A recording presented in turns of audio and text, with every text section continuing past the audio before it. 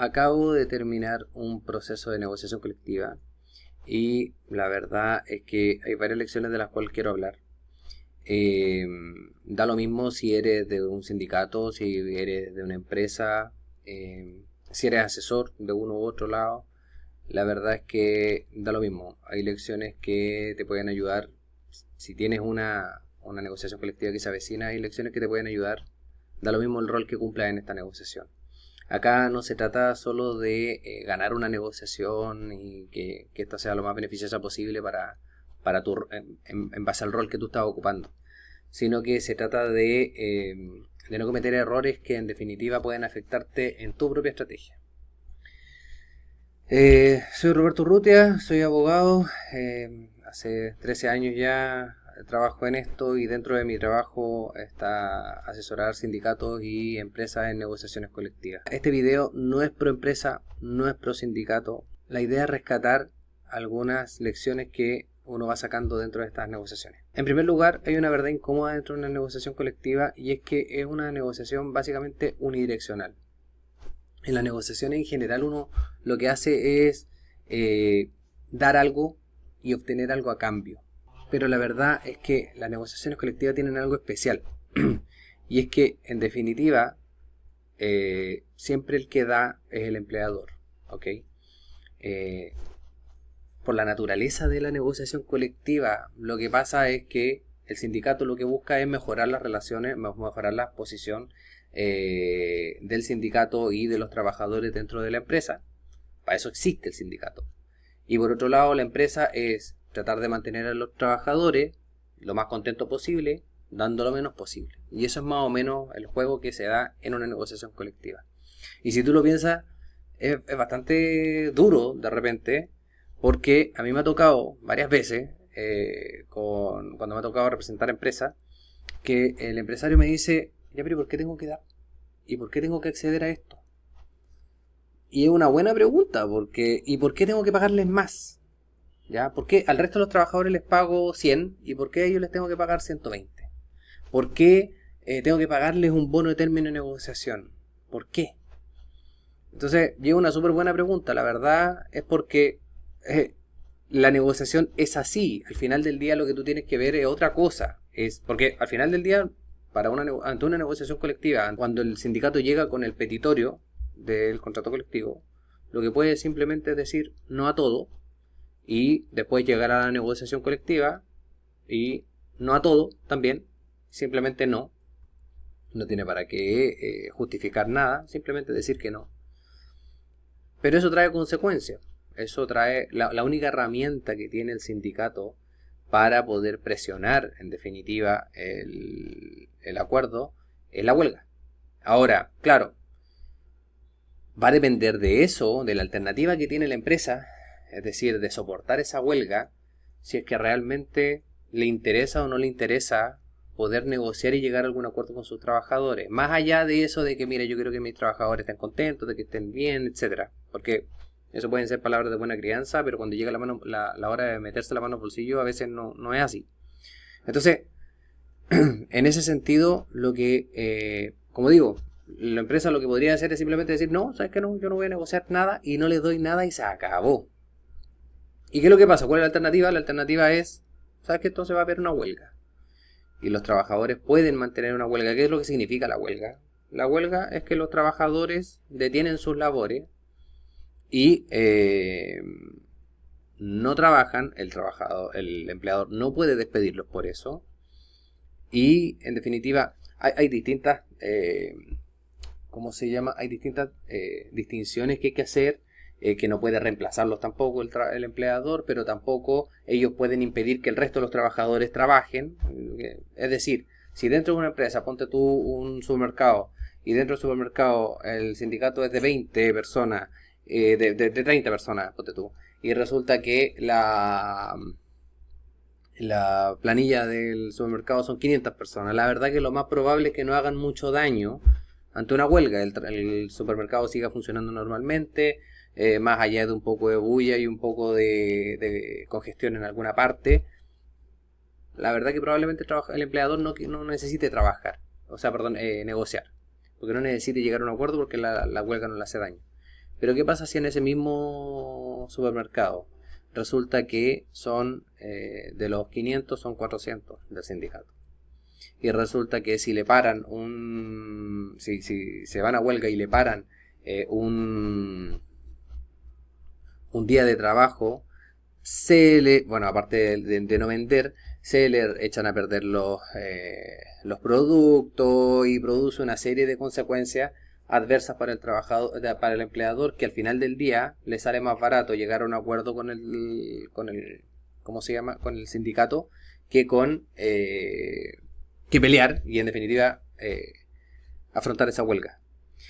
O pasa en otras empresas en que, por ejemplo, tienen contratos, mucho pasa con la minería, que tienen contratos con la minería y resulta que si, independiente del número de trabajadores que esté asociado a la huelga o el porcentaje de los trabajadores que pueda estar asociado a la huelga versus los trabajadores que tienen la empresa, el hecho de que se vayan a huelga me para el servicio que yo presto por algún contrato a alguna empresa, la verdad que eso me podría significar no la pérdida de venta momentánea por el tiempo que dura la huelga, sino que la pérdida del contrato. Si es así, evidentemente el dolor que te puede producir la huelga como empresario es muchísimo más grande. Por lo tanto, la alternativa al acuerdo es mucho más gravosa. Entonces, básicamente son esos elementos los que en definitiva uno va evaluando a la hora de negociar colectivamente. Entonces, volviendo al tema, independiente de esto de que al final del día el empleador podría decir, ¿sabes qué? No, yo no voy a dar porque en realidad yo no gano nada con esto, yo en general lo que estoy haciendo es simplemente dar y dar y dar. ¿Y por qué tengo que dar? Bueno, porque la alternativa es esa y porque la legislación lo permite, la legislación entiende la diferencia que existe entre el trabajador y el empleador y creó esta figura de los sindicatos como grupo intermedio que existe para balancear, para equiparar la balanza entre el trabajador y el empleador. La negociación, si bien es unidireccional, no significa que el empleador no gane cosas. Ahora, ¿qué es lo que se puede hacer ahí? Hay muchas veces que los empleadores tienen situaciones que de pronto se les dificulta que los trabajadores accedan a ello, etcétera, y que en base a la misma negociación, al dar algo, amarra algo que quiere obtener. Y en definitiva ahí se puede menguar esta unidireccionalidad de la negociación. Segundo, en una negociación colectiva, básicamente lo que negocia es un sindicato, que es un grupo de trabajadores, y la empresa. Ahora, esos son los que negocian. Pero en realidad no son ellos los que negocian. Son personas, siempre son personas. ¿Y qué es lo que pasa con las personas? Las personas negocian primero por ellos que por el sindicato o por la empresa. ¿Por qué? Porque por la empresa es un ente etéreo, digamos, en general los que negocian no son el dueño, sino que un gerente de área, a veces sí funciona el dueño, sí es el dueño. El sindicato no es un ente etéreo, sino que los que negocian son la directiva sindical, quienes se deben en definitiva a sus bases y que por lo tanto las consecuencias que devengan de esa negociación traen consigo primero no solo consecuencias para el sindicato, sino que también para ellos, tanto como los gerentes. Es decir, lo que primero quiere el gerente es no perder su pega. Antes de venir y dejar una buena negociación para la empresa, es venir y no perder su pega. Que esto no le signifique perder su trabajo. Por otro lado, los del sindicato, la directiva sindical, lo más probable es que busque que esta negociación sindical o el resultado de la negociación sindical no le signifique perder su calidad de dirigente sindical. Entonces, ¿por qué? Porque muchas veces que dentro del propio sindicato hay grupos de presión, hay desconfianza, que no se vayan a vender en la negociación colectiva por la empresa, etcétera. Entonces, al final del día lo que uno tiene que entender es que en primer lugar, y eso es lo que por lo menos yo he entendido, es que en primer lugar, antes de yo representar a la empresa o antes de representar al sindicato, yo me represento a mí mismo. Entonces, eso es importante tenerlo presente para efectos de que cuando llega la hora de poder negociar, atender a los incentivos propios tanto o de una manera tan... es tan importante atender los incentivos propios como los de la organización que representa. En tercer lugar, es importante tener en consideración que el mejor negociador no es el que más habla. Es importante dentro de una negociación, independiente quien sea, independiente que sea la empresa, independiente que sea el sindicato, que sea uno de los asesores, da lo mismo quien lo haga. Pero es importante tomar el rol de dirección de la negociación, ¿ya? Porque al final tú puedes, si tú tomas el rol de dirección de la negociación, tú puedes ir tomando, por ejemplo, que es una buena forma de hacerlo, o por lo menos a mí me funciona bien, ir tomando, cuando estás en el lado de la empresa, lo que uno va dando cosas para que va comprometiendo a la contraparte, pero cosas que en definitiva no te significan tanto sacrificio, para efectos de que cuando ya llega la hora de decir que no a las cosas que sí me significan sacrificio, las cosas que sí me tengo que negar, resulta que es más difícil para el sindicato venir y decir, no, pues entonces si en eso no, y se quiebra la mesa y se acaba todo. ¿Por qué? Porque yo ya pierdo todas las cosas que yo ya obtuve. Entonces, y eso es gracias a que yo tengo el control de la negociación, yo llevo el orden de las cosas. Si es que yo vengo y parto al tiro con que no les voy a dar nada de nada, ¿por qué? Porque el tema de que surge es justamente un tema que yo no puedo transar, o que me significa demasiado sacrificio, o que tengo que dejar para después, no sé. Eso puede significar un daño a la conversación, a la negociación, e incluso definitivamente quebrar la mesa. Entonces, eso es importante, el tema de poder generar, de mantener este tema de control. Pero eso no significa venir y llevarse la negociación por delante y hablar todo el tiempo. No necesariamente el mejor negociador es el que más habla, ¿ya? Hay muchas veces que es muy bueno ocupar el silencio, ¿ya? Entonces, es una muy buena herramienta de negociación.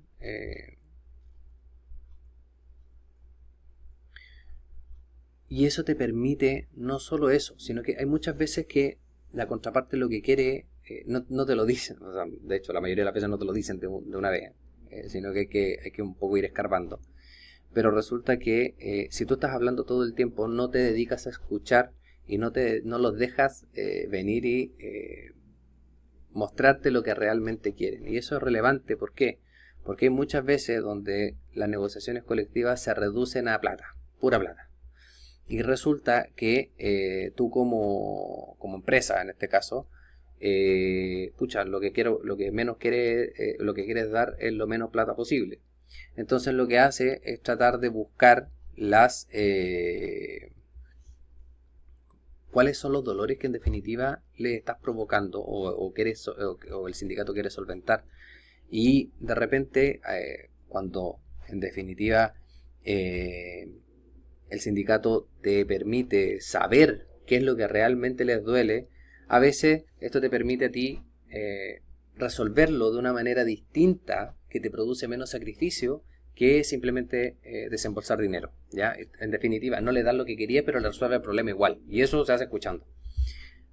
Por otro lado, si eres sindicato, muchas veces también no necesariamente la empresa siempre va a querer dar poco. Por lo tanto, si tú solamente vas por el dinero, de repente, si es que no hay suficiente dinero, simplemente no existe negociación, posibilidad de negociación, y todo se quiebra y todo se va para abajo. Entonces es importante que el sindicato tenga alternativas de poder resolver cosas, independiente de que lo que pida siempre es dinero, o a veces no, hay distintas cosas que pueden querer, como por ejemplo instalaciones, mejoras en distintas cosas, tiempo de descanso, etcétera. Pero darle la alternativa. Pero en base a la alternativa a resolver con dinero, siempre va a ser en base a las necesidades reales que tengan. Es importante tener la capacidad de escuchar y reformular las preguntas, tratar de formular las preguntas de tal manera de que la contraparte, independiente que sea la empresa o sea el sindicato, la contraparte te muestre qué es lo que realmente quiere. Jamás, nunca tu contraparte te va a decir exactamente lo que quiere. Parte también de no hablar tanto tiene que ver con no entregar más información de la necesaria, ¿ya? Entonces, a veces, porque, a ver, siempre hay una parte, una persona de la contraparte que está muy atento a lo que está pasando. Y agarrarse de cualquier cosa, hay gente muy hábil y que se agarran de cualquier cosa para usarlo en tu contra, básicamente, y para debilitar un argumento que tú tienes.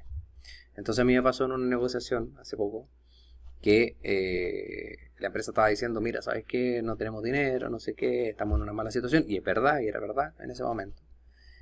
Pero el tema es que para reforzar ese argumento, una de las personas dice, no, y mira, más encima tuvimos que prestar de otra empresa, prestar dinero a esta empresa, tanta plata.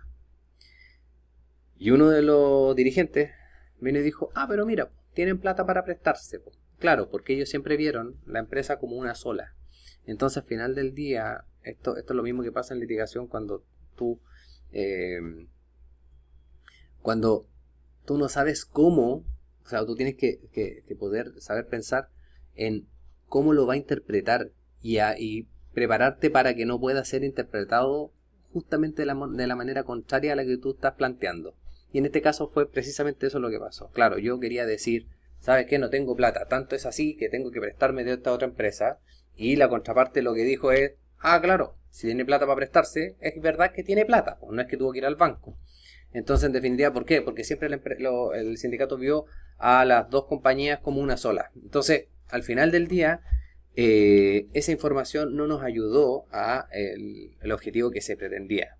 Por otro lado, muchas veces, de repente, al solo pedir, cuando uno va, después de que piden un punto en particular, uno va y antes de que digas nada, la contraparte ya te está diciendo, no, pero sí, pero por algo lo estamos pidiendo, es para negociar en realidad. Entonces, en definitiva, te hace ver de inmediato que tu pretensión no era esa, nunca fue esa. Nunca fue que hiciste 100, tú en realidad lo tiraste porque querías 40, pero en realidad tú necesitabas negociar. Entonces, y eso nos lleva al siguiente punto. En Chile se habla mucho de que tiraste el tejo pasado. Dice, claro, por el juego de que tiras el tejo y en definitiva, cuando tiras el tejo pasado significa que tú quieres pedir algo, pero en realidad pides más para poder obtener lo que tú quieres, ¿ya? O sea, tú quieres 100, entonces pides 200, 300 y cosa de poder llegar al 100. La verdad que, si bien es cierto que obviamente uno para negociar no va a pedir exactamente lo que pide, lo que quiere, hay que tener hay un análisis que hay que hacer dentro del punto de partida, punto de entrada, punto de salida y el punto en el que tú puedes llegar a acuerdo. Lo cierto es que cuando tú tiras el tejo pasado sin análisis, mayor análisis, la verdad es que esto pierde seriedad, ¿ya? Y lo que pasa es muchas veces lo que acabo de decir, es que a mí me pasó en esta última negociación mucho, me ha pasado varias veces, pero en esta me pasó todo el rato, y era que todo lo que pedían era, pero yo, ok, tú estás pidiendo 100, pero en realidad, ¿de dónde sacáis ese monto? ¿Ya? ¿De dónde? O sea, ya mira, agarramos más contratos, no sé, estamos vendiendo más, no sé. ¿De dónde sacan ese monto? No, es que para negociar, po. Eso te dice, o peor, que me pasó que pedimos, pidieron, no sé, 40, algo, era una modificación de una remuneración y te piden 40 y te dice detrásito, la misma persona que te lo estaba planteando y dice por último 20. Entonces, al final del día nunca quise los 40, nunca pensé en los 40, siempre estaba pensando en los 20. Entonces, Independiente de que en ese momento, obviamente tiene que ver con una cuestión de técnica también, pero la verdad es que el tejo pasado se supone que es para poder ceder. Tiene que... La herramienta o la estrategia de tirar el tejo pasado para en una negociación se supone que tiene que ver con una percepción de sacrificio. Es decir, mira, yo estoy pidiendo 100, en realidad voy a obtener 80, pues yo estoy sacrificando estos 20 para poder darte algo. Entonces, en definitiva, tú también estás ganando para darme esto. ¿Ya? Y hay una cuestión, una percepción de sacrificio. Si el tejo pasado no tiene ningún sentido, ningún asidero, ningún argumento, la verdad que esa percepción se pierde. Y en realidad se pierde también la seriedad de la persona o la percepción de seriedad de la persona que está tirando el tejo pasado, porque en realidad nunca fue lo que estaba pidiendo, siempre fue nunca fue los 100, siempre fue los 80, nunca fue los 40, siempre fueron los 20. Entonces, ¿para qué me pedí los 40? Mejor 20 y pide los 20 nomás. Entonces, es importante para esto es efectivamente no pedir exactamente lo que tú quieres, pero tener un argumento, tener un fundamento para lo que tú estás pidiendo, ¿ya? Y así, efectivamente, este tema del tejo pasado tiene un fundamento, tiene un fondo que en definitiva le da sustento. Otra cosa importante en la negociación colectiva es estar atento a lo que, bueno, y parte de lo mismo que hablábamos del tema de escuchar, es estar atento a las mentiras de la contraparte. Siempre hay uno que miente.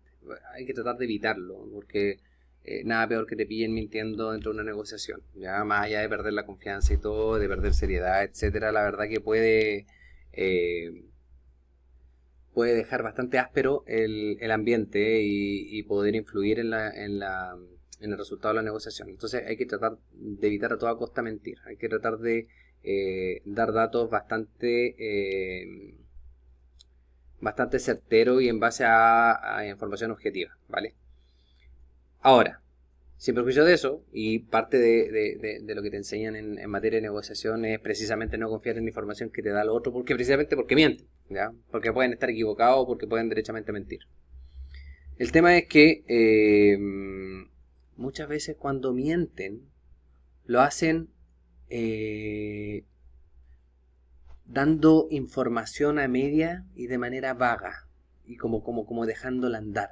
Así como que quede ahí en el aire nomás, pero que no se aterrice, ya se deje ahí. Entonces, la verdad que lo que a mí por lo menos me ha funcionado es cuando yo sé que está mintiendo, porque hay mucha gente, a mí me toca actuar como asesor, entonces uno como asesor no está dentro de la empresa, dentro del trámite del sindicato y de los trabajadores y de la relación a diario, pero siempre dentro de las personas que están dentro de la negociación, ya sea del sindicato o de la empresa, siempre hay gente que sí. Entonces siempre hay alguien que puede venir a rebatir. Entonces, a mí lo que me pasó en esta última negociación también, mucho, y pasa harto, siempre pasa, es venir cuando te mienten y te dicen, no, es que ¿saben qué? Esto lo hacen siempre ustedes, entonces, ¿sabes qué? Para. A ver, cuéntame, ¿cuánto pasó la última vez? No, pero es que siempre pasa y no sé qué. Ya, pero ¿y con cuánto dinero pasó? Y resulta que, ¿y quién era la persona involucrada? ¿Y quién?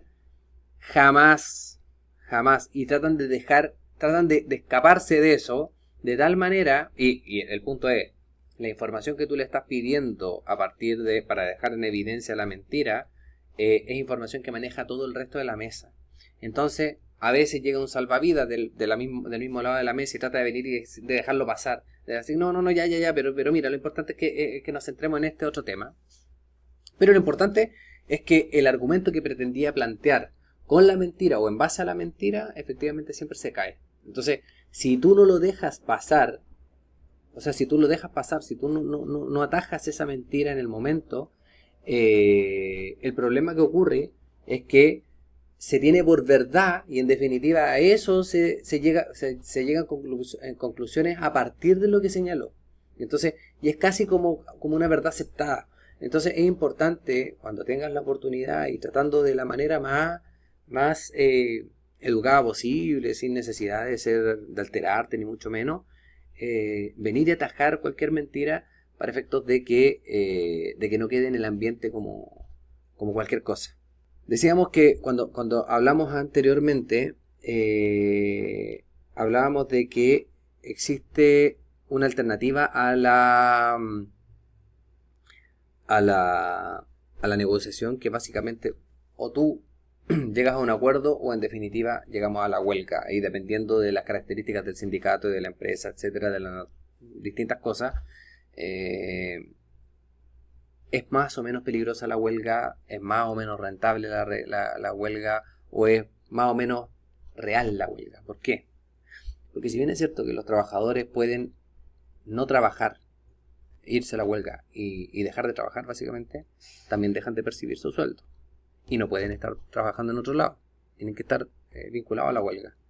Entonces, no siempre, si bien es cierto que siempre está la posibilidad, y a veces se habla mucho dentro de una negociación, me ha pasado en negociaciones que como que, entonces nos vamos a huelga, como muy, se tiene muy a flor de piel.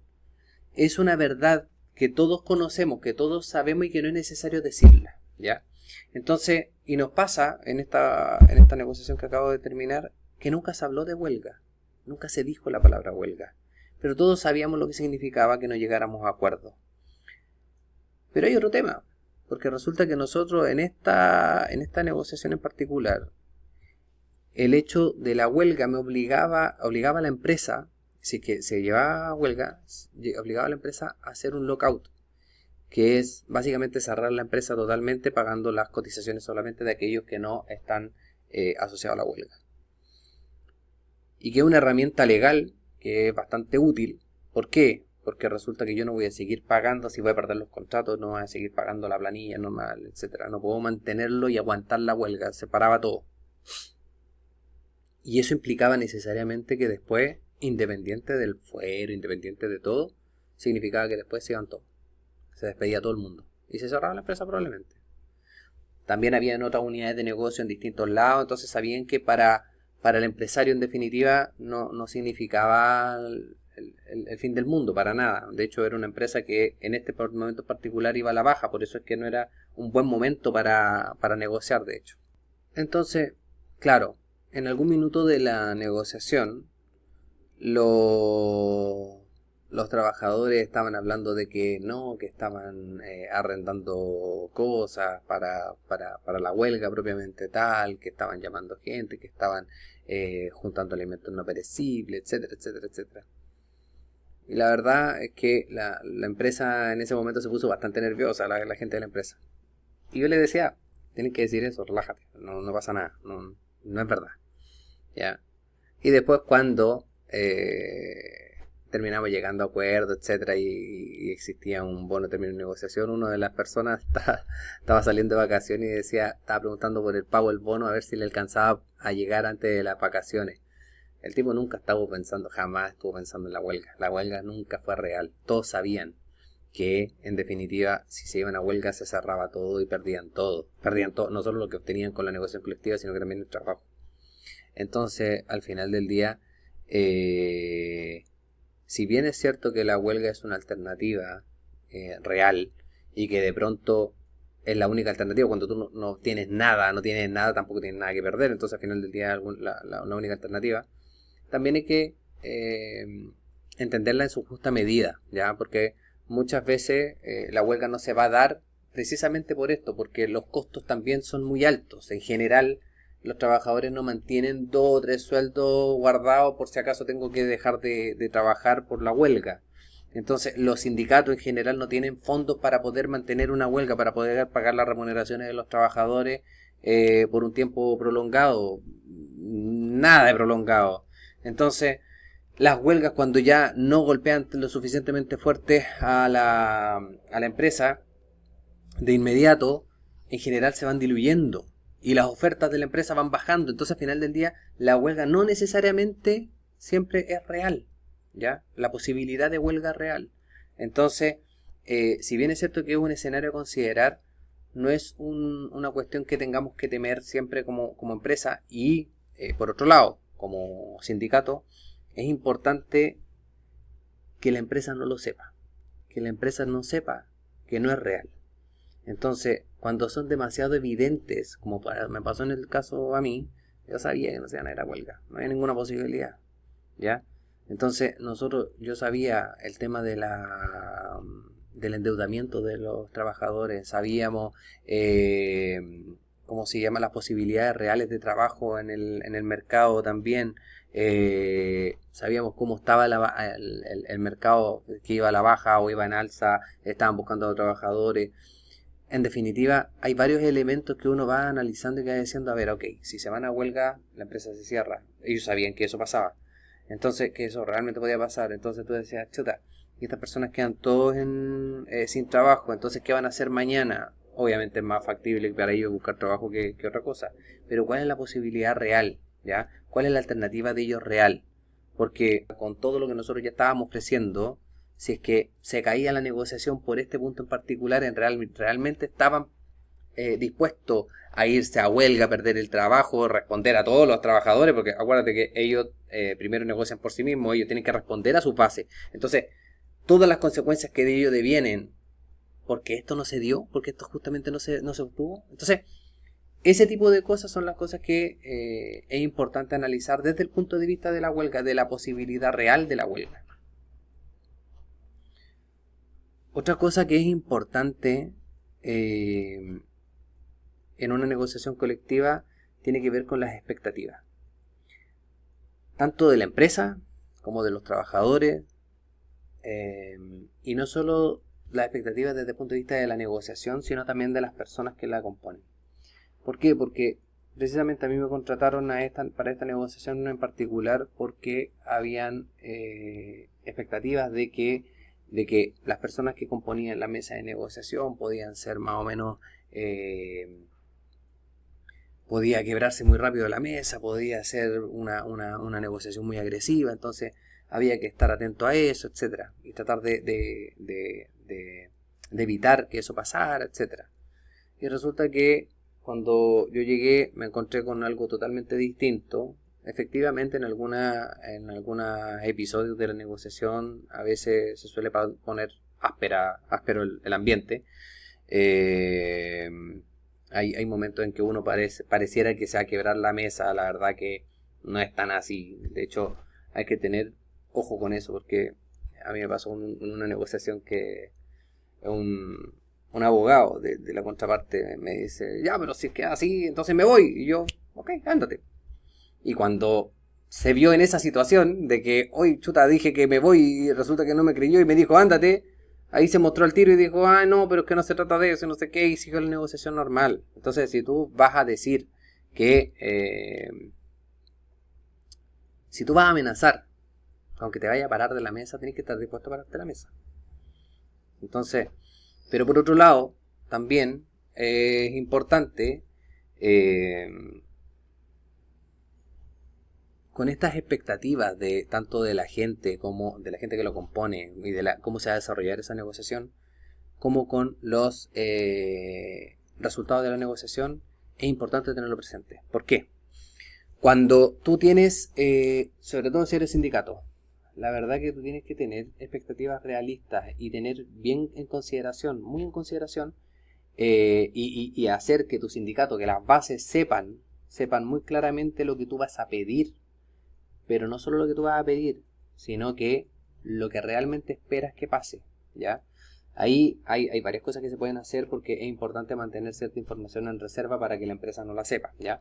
Pero es importante venir y manejar las expectativas de la gente. Es imposible que después de una negociación estén todos contentos. Eso nunca va a pasar jamás en ninguna parte del mundo, en ninguna parte, jamás en la historia. Pero lo que sí es importante es que las expectativas de los socios sean satisfechas razonablemente, ¿ya? Lo mismo que pasa con la empresa, ¿ya? La empresa va a tener que desembolsar algo sí o sí. Entonces es importante que la empresa entienda, o que los dueños, accionistas, etcétera, el directorio, entiendan que a partir de esta negociación sí o sí va a haber un desembolso, sí o sí va a significar un sacrificio, pero que en definitiva la alternativa es mucho más dolorosa que venir y acceder a esta negociación, básicamente. Entonces, lo importante es tener claro, ¿ya? Y que tengan claro tanto la empresa como el sindicato, tanto las bases, ¿ya? Como los accionistas o quien sea que en definitiva, o los dueños, etcétera, tengan claras las expectativas de la negociación y las posibilidades reales de cómo se llama, de resolución del conflicto, ¿ya? en base a eso, lo más importante, incluso yo creo que tan importante como como el desarrollo de la negociación y los errores que se pueden cometer ahí mismo, etcétera, es la preparación de la negociación. Entonces yo voy a hacer un video explicativo de cómo realmente se prepara una negociación en varios aspectos, pero es importante tener en consideración la preparación de la negociación en dos aspectos. Una cosa es la preparación del equipo que va a ¿cómo se llama?, a negociar, ya sea por el sindicato, insisto, o por la empresa. De hecho, yo mismo tengo capacitaciones para esto. Pero el tema es que preparar el equipo en la negociación, en materias de negociación, en técnicas de negociación, eso, por un lado. Por otro lado, tener la mayor cantidad de información posible, ¿ya? ¿Por qué? Porque en base a la información que yo tengo, voy a poder venir y manejar las expectativas, primero, de mi gente, y segundo, por ejemplo, si yo sé que la empresa está mal y yo soy del sindicato, yo sé que la empresa está mal, yo no puedo venir y aleonar demasiado y esperar tener mucha expectativa respecto de una negociación. De hecho, muchas veces es mejor esperar, prolongar el contrato colectivo y esperar a un momento bueno, digamos. Pero por otro lado, si no puedo hacer eso, no tengo esa posibilidad, da lo mismo, lo que puedo hacer es negociar, pero manejar las expectativas del grupo, básicamente. Por otro lado, de la misma manera, cuando la empresa me diga, no sé, que no tengo plata y resulta que yo tengo conocimiento de que está agarrando contratos nuevos, de que agarró un cliente nuevo, de que no sé, de que está comprando equipos nuevos, o sea, si tienes plata. Entonces, pero eso en base a la información que tengo. Si yo no tengo información, si no he obtenido información de otras fuentes, y esto es más allá de la información legal que te tienen que entregar los balances, etcétera, si no tengo información de otras fuentes, tengo que confiar solamente en lo que ellos me entregan.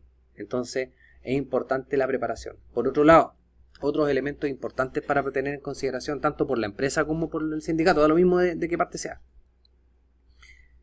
Primero, de hecho, insisto, voy a hacer un video mostrando cómo lo hago, pero el tema es que cuando uno está en una negociación, el elemento más relevante, preparando una negociación, el elemento más relevante es cómo ha pasado antes. Es decir, si yo estoy esperando un contrato colectivo, yo digo cuánto se obtuvo en el contrato anterior, ¿ya?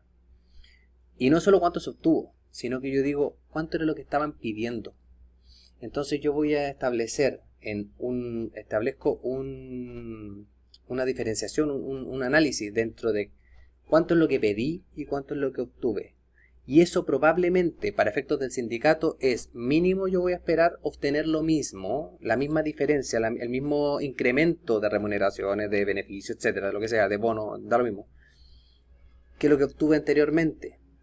¿Cuáles son los beneficios que son reajustados inmediatamente y cuáles no? ¿Cuáles no se han reajustado? ¿Hace cuánto no se han reajustado? ¿Cuáles son los beneficios que se han originado? El análisis del contrato colectivo, cuáles son las cláusulas que no sirven para nada, cuáles son las que no se han podido aplicar, que se han incumplido, etcétera. Entonces, todos esos elementos, el estudio del contrato colectivo anterior, vigente, digamos, y el análisis entre lo que se pidió y lo que se obtuvo, es un muy buen elemento a tener en cuenta para efectos de qué es lo que voy a pedir y qué es lo que puedo obtener. Y al contrario, Sensu, si tú eres de la empresa, es lo mismo. Tienes que tener en consideración que el sindicato va a tener en consideración estas cosas. Es lo que obtuvo desde, a partir de lo que pidió y de lo que obtuvo en el contrato anterior, y qué es lo que va a querer como mínimo obtener en este contrato. Entonces, obviamente también tanto para ambas partes deben tener en consideración el piso de la negociación.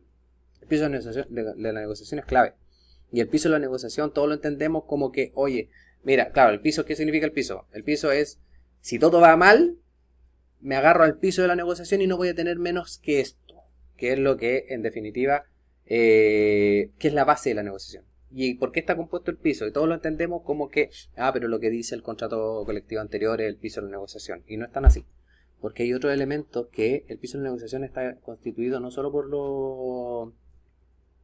el contrato colectivo y los contratos individuales, sino también por el principio de realidad. Entonces, de primacía de realidad. Entonces es importante tener en consideración todas esas cosas, ¿ya?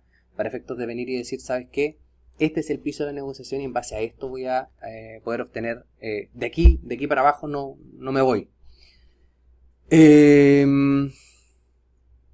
Eso, en cuanto a más o menos la preparación que se debe realizar. Otra cosa también, evidentemente, es detectar las necesidades reales que no se han resuelto, tanto por él, insisto, la verdad es que no todo siempre es plata, ¿ya? O todo no se soluciona con plata. Entonces, es importante tener en consideración las necesidades reales del sindicato, tanto por la empresa como por el sindicato. Las necesidades reales del sindicato para efectos de poder, de pronto, resolviendo necesidades que no tienen que ver con lo económico, cerrar una negociación.